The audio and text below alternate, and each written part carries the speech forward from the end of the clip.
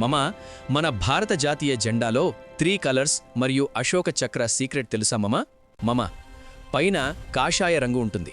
ఈ కలర్ త్యాగం, ధైర్యం, శక్తిని సూచిస్తుంది మమ. మన సోల్జర్స్ మరియు ఫ్రీడమ్ ఫైటర్స్ దేశం కోసం చేసిన త్యాగాన్ని ఈ కలర్ గుర్తు చేస్తుంది. మధ్యలో తెలుపు రంగు ఉంటుంది మమ. ఇది శాంతి, సత్యం, అహింసని సూచిస్తుంది.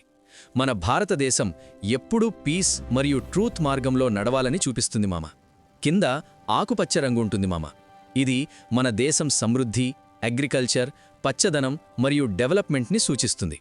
మరి మధ్యలో ఉన్న అశోక చక్ర చాలా స్పెషల్ మామ.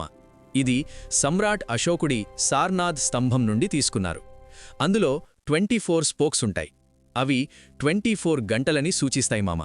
అంటే మనం ప్రతి నిమిషం ధర్మం మరియు న్యాయంతో ముందుకు నడవాలి అని అర్థం.